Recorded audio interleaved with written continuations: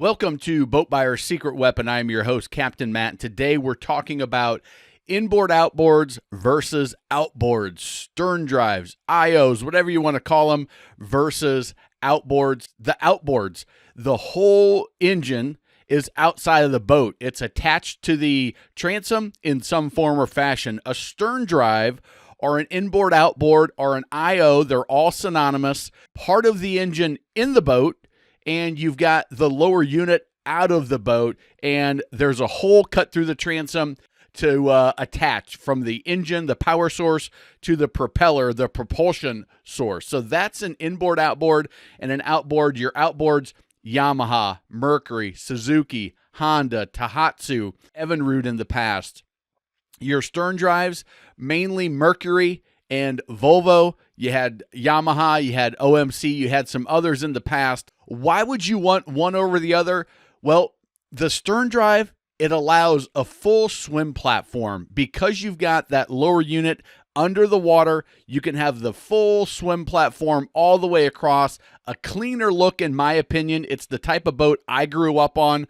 Also, they're best used in fresh water unless they're a closed cooled system and you're trailering it or you're putting it in dry storage. On the outboards, well, the advantages to the outboards, there's no blower required. You don't have that combustion engine in a small compartment where you have to blow the fumes out with risk of explosion.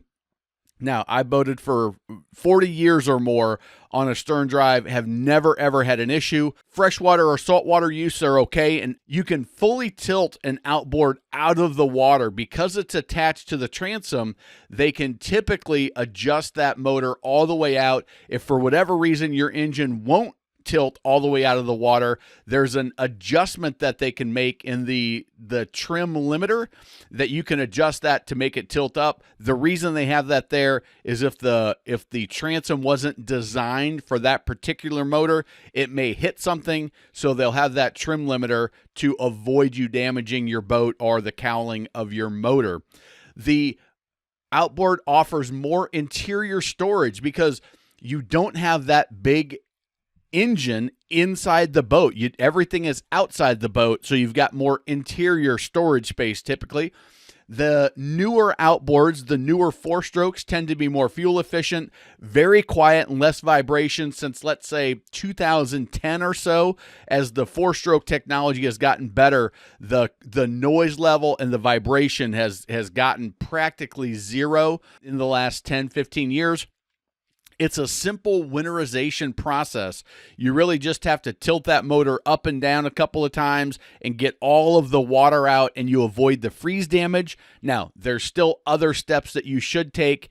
The maintenance, it's easier, it's cheaper typically. Now, again, it depends on exactly what you're doing, but I'm talking just the basic maintenance, impeller changes, oil changes, gear lube changes, all very, very simple. They're lighter weight, and they're typically quicker to plane because of that weight situation. The stern drives, they're heavier, but the weight is further forward in the boat because it's actually in the boat and it's down low. So some will say it rides smoother in choppy water. Now, I don't know that you'd be able to tell it unless you went situation to situation.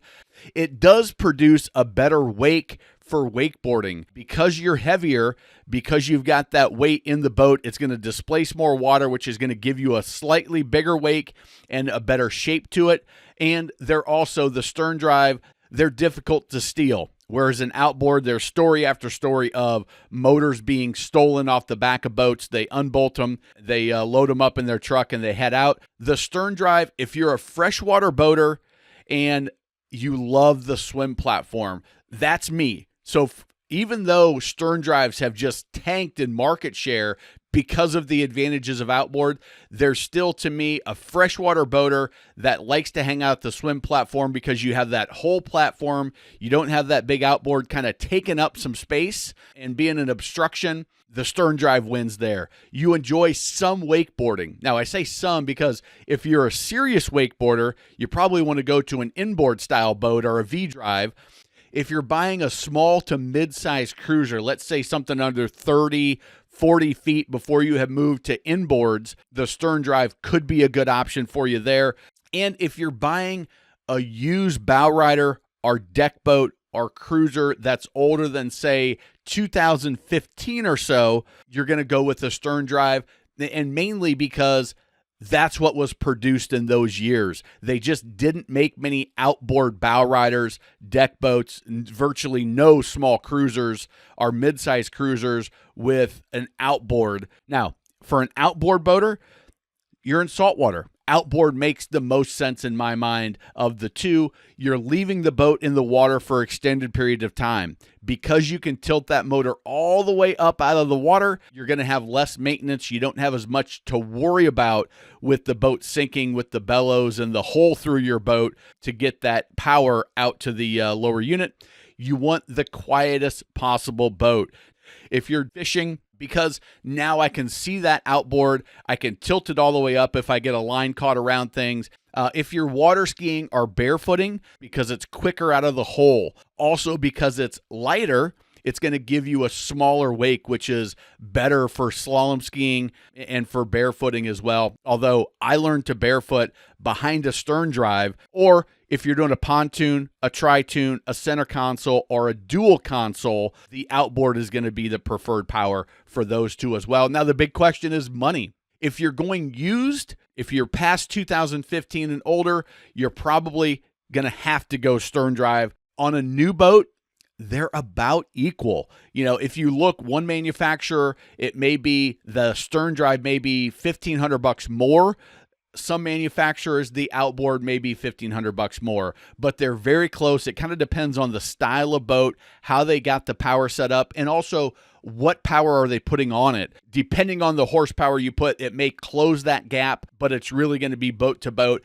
I think you're better off looking at the application because there's not a significant price difference between the two when you're ordering a boat. If you want more detail on propulsion systems, watch the video Jet Boat Stern Drives, Outboards, and Inboards, where I talk over all 4 of the propulsion options, and you can find that in the first-time boat buyer watch list that's just packed with great information that every first-time boat buyer should watch. If you enjoyed this video, give it a thumbs up if you would, please. It lets YouTube know that this was good content. Subscribe to the channel. Grab that Boat Buyer's Toolkit at boatbuyersecretweapon.com/toolkit. That's a free gift to you. And remember, life truly is better on a boat.